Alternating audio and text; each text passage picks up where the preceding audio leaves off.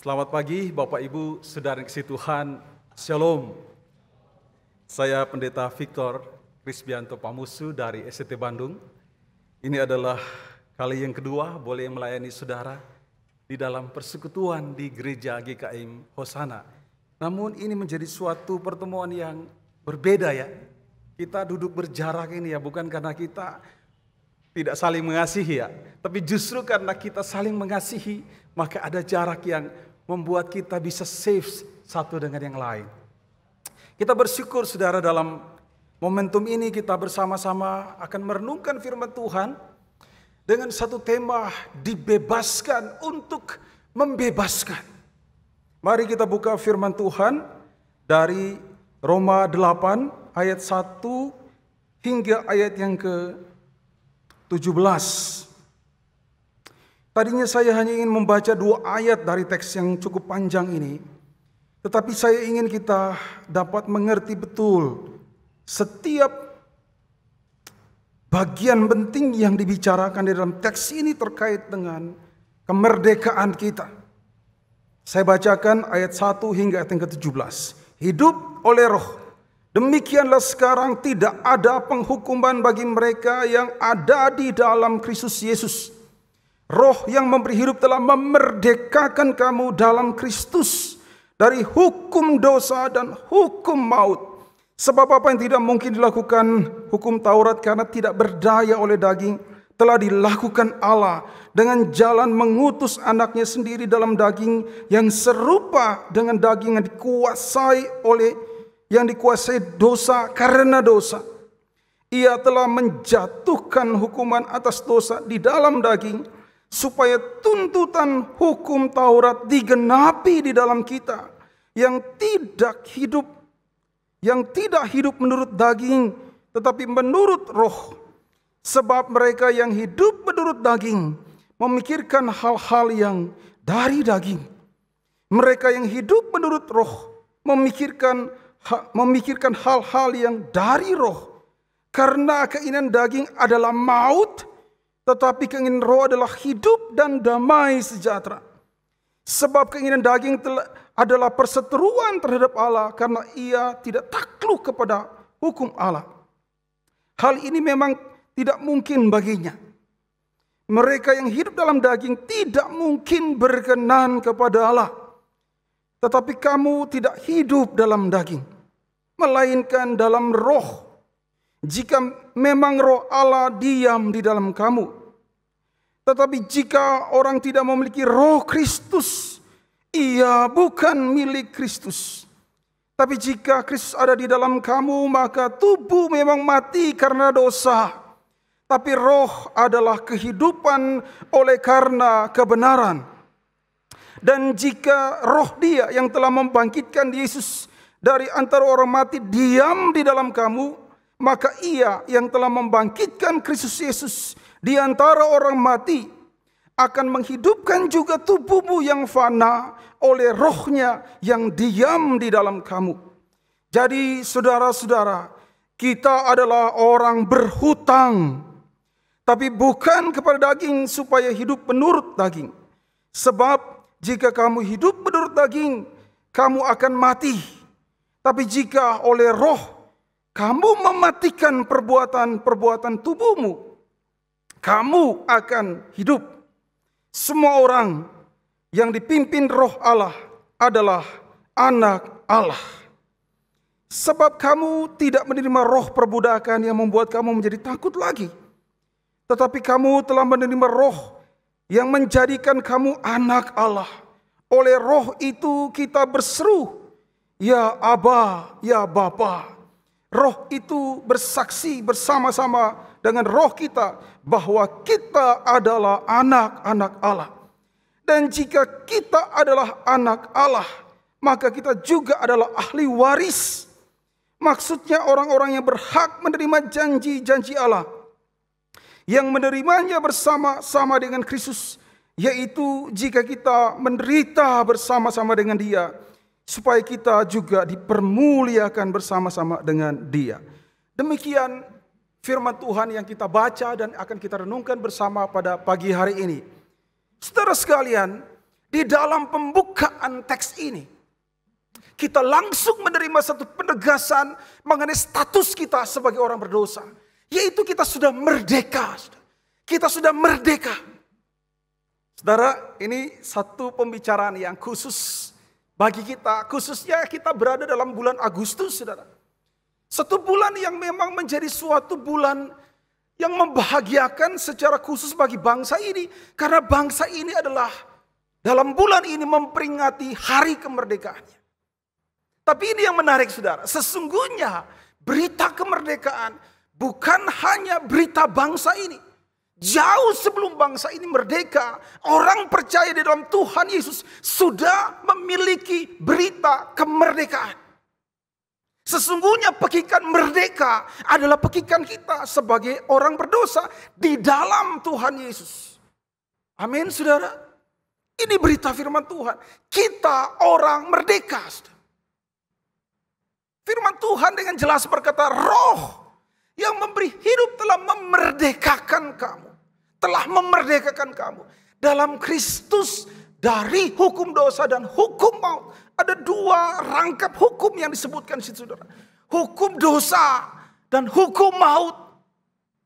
Ada sesuatu yang begitu kuat, mengikat dan membinasakan orang berdosa. Hukum dosa dan hukum maut. Dari situlah kita sudah dimerdekakan. Kalau kita perhatikan, saudara, ayat yang pertama itu berbicara apa? Demikian sekarang tidak ada penghukuman bagi mereka yang ada di dalam Kristus Yesus. Inilah berita yang begitu menguatkan kita. Inilah berita yang begitu meneguhkan. Dan perlu sekali kita dengarkan. Dan orang lain di luar sana juga perlu sekali mendengarkan. Di dalam Tuhan Yesus tidak ada penghukuman, saudara. Dan ini mutlak. Ini absolut, saudara. Kalau saudara perhatikan ayat pasal yang ke-7, saudara ya. Kenapa saya katakan ini absolut? Karena ini dimulai dengan pergumulan. Pergolakan batin. Pergolakan pikiran. Dari seorang Paulus berhadapan dengan hukum Taurat. Dia katakan apa? Di bawah hukum Taurat aku tidak bisa apa-apa, saudara. Tapi puji nama Tuhan ketika dia bertanya, siapa yang bisa melepaskan aku dari tubuh maut ini? Yesus Kristus. Untuk itulah, saudara, ketika di bagian selanjutnya berkata, kita merdeka, tidak ada penghukuman. Itu sesuatu yang sudah bermula dari pergumulan yang serius tentang bagaimana orang berdosa berhadapan dengan hukum. Dan puncaknya di dalam Tuhan Yesus tidak ada penghukuman. Ini absolut, saudara. Ini absolut. Maksudnya apa? Tidak bisa dirubah. Besok, saudara, ada satu diskusi yang menarik. Yang berbicara tentang mungkinkah orang Kristen itu kehilangan keselamatan? Mungkinkah orang percaya itu kehilangan keselamatan? Kalau kita berkata orang Kristen bisa kehilangan keselamatan, kita berhadapan langsung dengan berita firman Tuhan pada hari ini. Dan begitu banyak berita firman Tuhan yang menegaskan keselamatan kita adalah karya Allah yang tidak dapat diganggu-gugat. Bagaimana mungkin manusia berdosa lalu bisa menggagalkan perbuatan Allah di dalam Tuhan Yesus? Sudah manusia berdosa lagi bisa menggagalkan perbuatan Allah yang kudus. Ini sesuatu yang illogical, tidak masuk akal, saudara. Sesungguhnya keselamatan di dalam Tuhan Yesus sempurna, mutlak dan absolut. Kita sungguh-sungguh merdeka. Kita sungguh-sungguh sudah memiliki kebebasan dari apapun yang disebut hukuman dosa di dalam Tuhan Yesus. Amin, saudara. Amin, saudara. Coba perhatikan, bangsa ini bisakah dia menjual kemerdekaannya? Bangsa ini, saudara, yang sudah dikatakan Indonesia merdeka, bisakah atau maukah dia menjual kemerdekaan? Saya kira tidak. Gagasan kemerdekaan tidak relevan dengan hilangnya sebuah kemerdekaan. Tidak relevan. Gagasan kemerdekaan selalu bersifat apa, saudara? Mutlak. Sampai titik darah terakhir orang akan mempertahankan. Artinya apa? Ada satu feeling of saving. Mempertahankan apa yang sudah dia punya. Tapi dalam Kristus bukan kita yang bisa menjaganya. yang bisa sungguh-sungguh menjamin bahwa kita mampu selamat, itu dilakukan oleh Tuhan Yesus. Itulah narasi yang kita baca pada pagi hari ini. Tapi saudara, berita firman Tuhan rupanya berlanjut. Setelah kita melihat tidak ada lagi penghukuman di dalam Tuhan Yesus, saudara. Dan kita sudah betul-betul merdeka secara total. Firman Tuhan ini mulai ayat yang kelima. Kalau sudah baca ya, kita baca tadi ya. Mulai ayat yang kelima itu ada beralihan. Dia mulai berbicara tentang the spirit of freedom. Semangat kebebasan kita itu seperti apa? Ada orang mulai berbicara begini, kalau keselamatan kita tidak hilang, ya bebas dong kita berdosa. Apakah itu gagasan firman Tuhan? Apakah keselamatan yang sempurna itu menjadi basis untuk berdosa sebebas-bebasnya? Waktu kita melihat firman Tuhan ini, dia bergerak. Setelah dia berbicara tentang kemerdekaan yang tidak mungkin dianulir, saudara. Itu menjadi bagian yang menetap sampai kita berjumpa dengan Tuhan. Dia bergerak, dia bergerak. Saya ingin bacakan ayat 9 buat kita. Tetapi kamu tidak hidup dalam daging, melainkan dalam roh. Jika memang roh Allah diam di dalam kamu. Tapi jika orang tidak memiliki roh Kristus, ia bukan milik Kristus. Setelah waktu berita ini berbicara tentang kemerdekaan yang mutlak, selanjutnya bergerak ke tahap yang kedua. Mengidentifikasi siapakah orang yang disebut merdeka itu. Mereka adalah orang-orang yang memiliki roh Kristus. Roh Kristus. Saya tidak ingin melihat bagian ini dari perspektif objektif. Saya ingin melihat dari perspektif subjektif. Yaitu bagaimana kemerdekaan, keselamatan itu rupanya aktif. Aktif dalam diri orang percaya. Aktif. Jadi kalau kita mulai melihat keselamatan itu aktif. Apakah itu relevan dengan perkataan kalau keselamatan tidak bisa hilang berarti bebas berbuat dosa? Saudara, itu tidak masuk akal. Itu tidak related, tidak berhubungan, tidak masuk akal. Kalau orang berkata sudah bebas dalam Tuhan Yesus, lalu kemudian bebas berdosa. Itu dua hal yang saling bertentangan, saudara. Karena akhirnya di sini berkata apa? Jika kamu sungguh memiliki roh Kristus, yang dalam narasi ini, saudara, digambarkan dengan pendekatan sungsang. Maksudnya apa, saudara? Berbeda dengan dunia. Berbeda dengan dunia. Sungguh berbeda. Dia itu melawan dunia. Dia itu tidak sama dengan spirit dunia. Jika spirit dunia melawan Allah, orang yang ditebus itu tunduk pada Allah.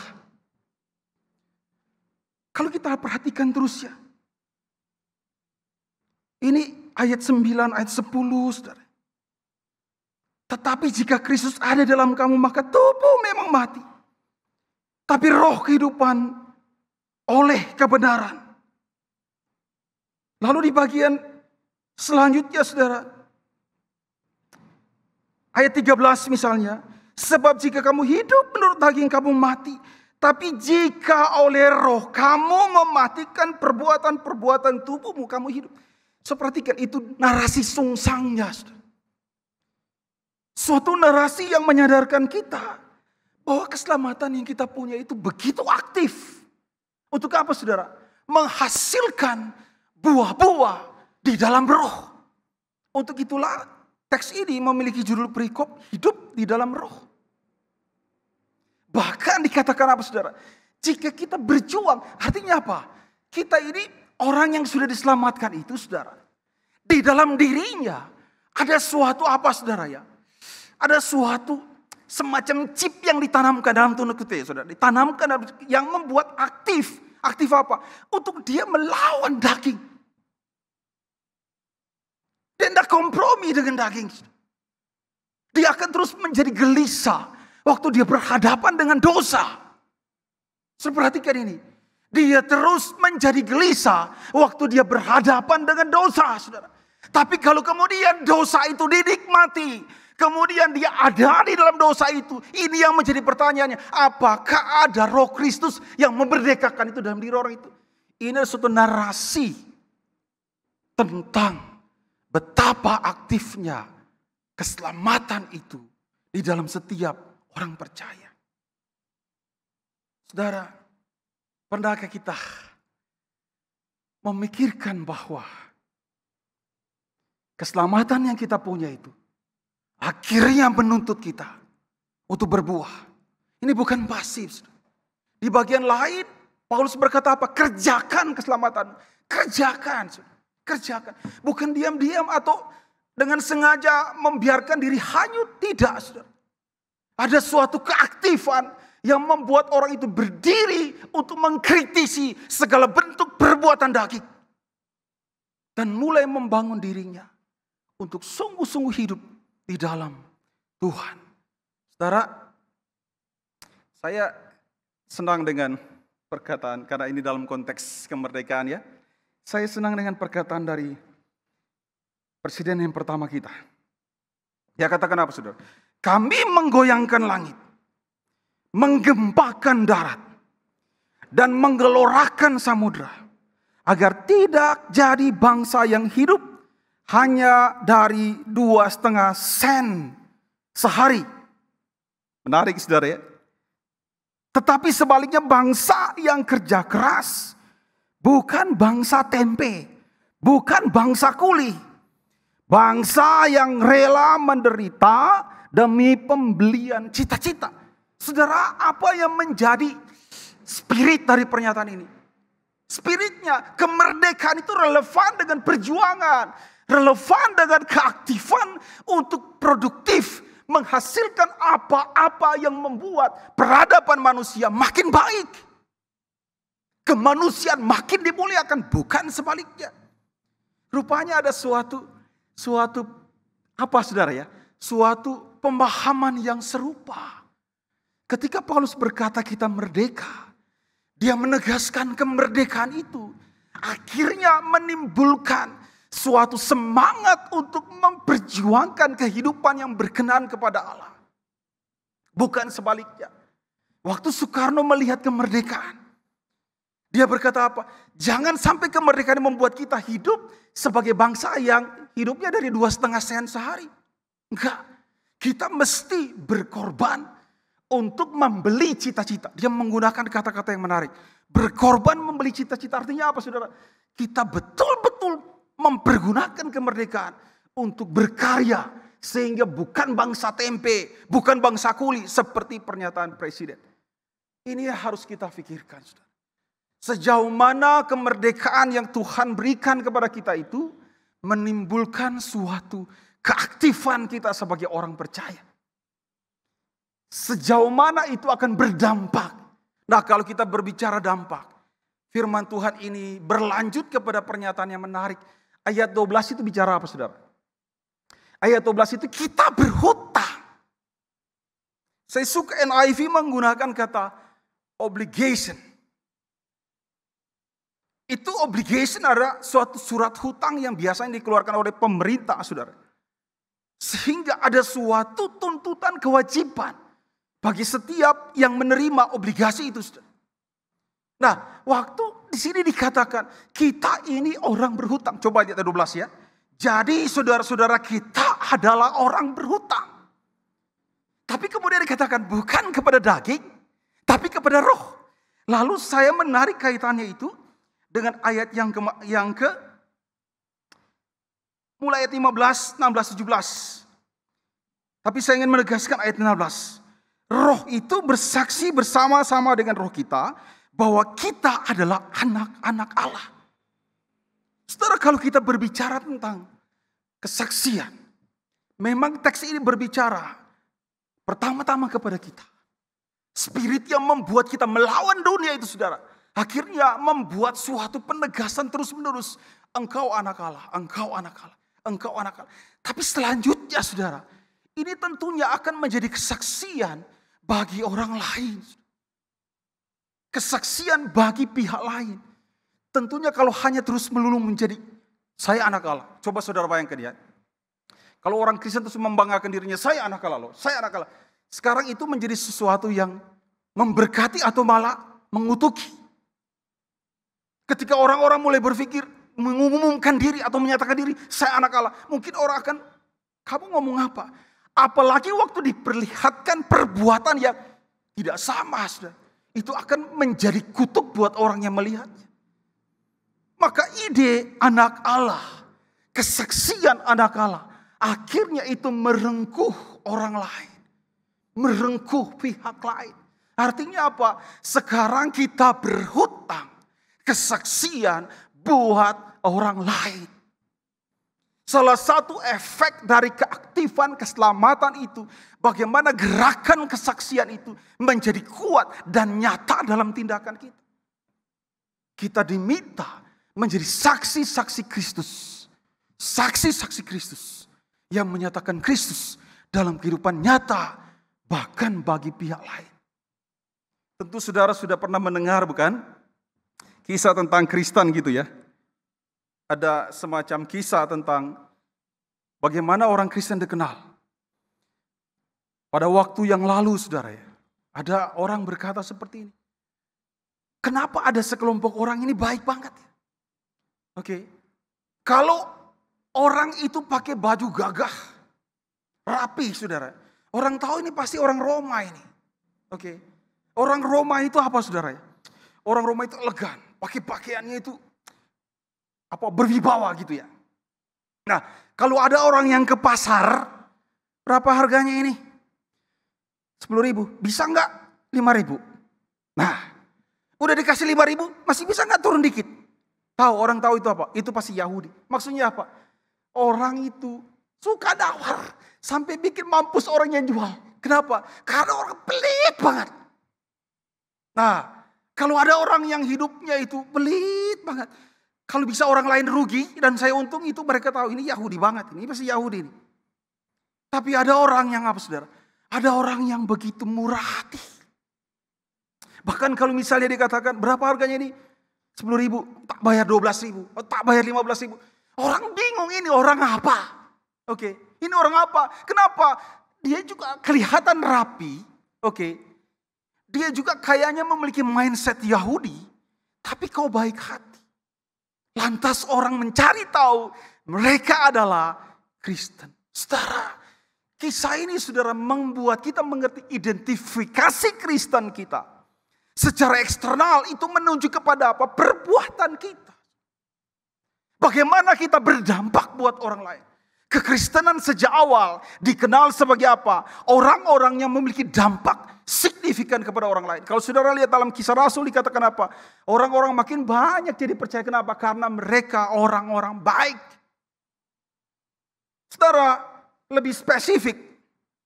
Lebih spesifik saudara. Gereja GKM Hosana memikirkan satu dampak yang perlu kita pertimbangkan dengan serius. Bahwa kemerdekaan yang kita punya dan suatu hutang kesaksian yang ada pada kita, obligasi kesaksian yang ada pada kita, membuat kita melihat ke ladang misi. Kita sangat bersyukur. Gereja ini memiliki konsen misi yang sangat kuat. Gereja mengundang kita join untuk mengerjakan misi bersama-sama. Tapi hari ini saya ingin secara khusus berbicara urban mission. Urban mission. Ada dua mission saudara. Yang umum kita dengar itu rural mission. Bagaimana orang dari kota itu menuju ke daerah. Atau biasanya dari negara yang makmur itu menuju ke daerah atau negeri ketiga, kira-kira gitu ya. Dari kota menuju ke desa. Itu rural mission. Tetapi belakangan ini saudara, dengan satu tokoh yang penting yaitu Timothy Keller. Misi mulai bergerak menuju kota.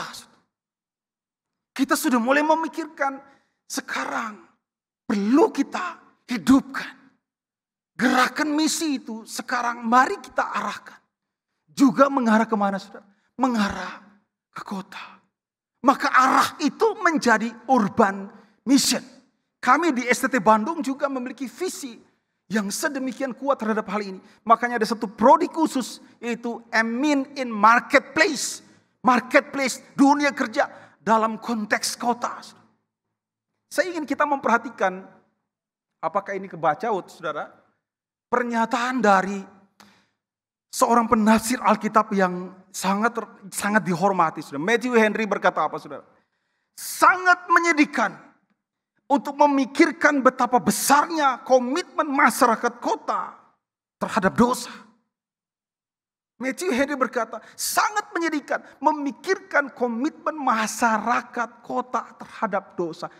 Hari ini saudara perhatikan LGBT. Saudara perhatikan apa lagi, saudara? Pernikahan LGBT.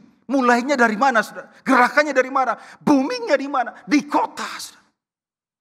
Kita masih melihat satu bagian. Ada banyak aspek di mana orang di kota demikian berkomitmen kepada apa, saudara? Kepada dosa. Saudara, kalau kita berbicara di mana ladang misi kita bisa menentukan saya join ke ruler mission. Tapi jika kita berpikir saat ini saya tidak sedang berada dalam ladang misi, salah, saudara. Kita sedang berada di ladang misi. Ini kota Bandung. Ini city, saudara. Ini kota. Maka seharusnya perspektif kita juga berbicara tentang urban mission. Kalau urban mission berarti kita sedang berada di ladang misi. Kembali ke teks ini kita diajar untuk apa? Kemerdekaan itu aktif. Dia menyebabkan kita berhutang.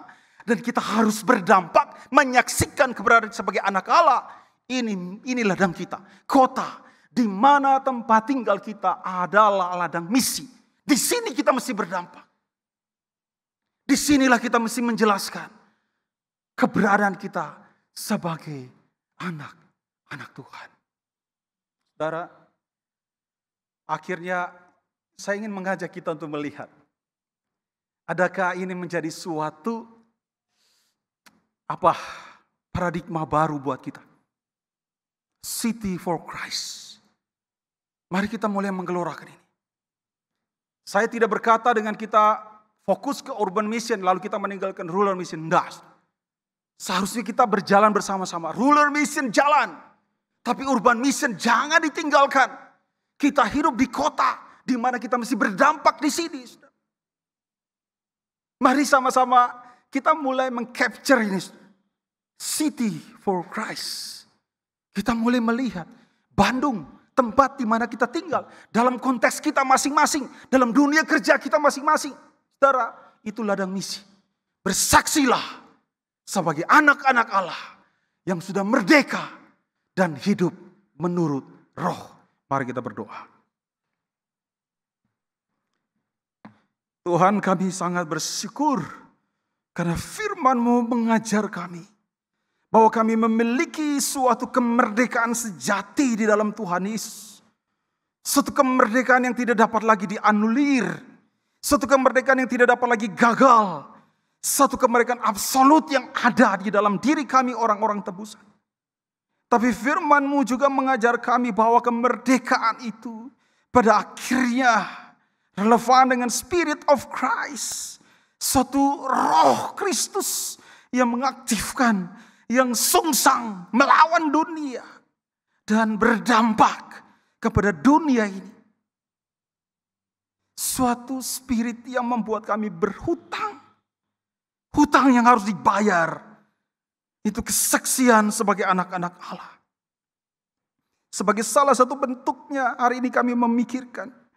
Sebagaimana gereja GKM Hosana. Seharusnya kami join kepada mission. Rural mission menjadi suatu paradigma misi yang sudah lama menjadi bagian dari pergumulan gereja. Tetapi saat ini kami melihat ada satu bagian lain, itu urban mission. Gereja dan kami saat ini berada dalam konteks urban. Tuhan, artinya tidak satu pun di antara kami yang tidak berada di dalam ladang misi. Dimanapun kami hidup hari ini, kami sedang berada di ladang misi. Tuhan, mampukan kami membayar hutang ini. Agar kemerdekaan kami menjadi kemerdekaan yang membebaskan. Kebebasan kami menjadi kebebasan yang membebaskan. Segala kemuliaan hanya bagi nama-Mu. Dalam nama Tuhan Yesus kami bersyukur. Amin.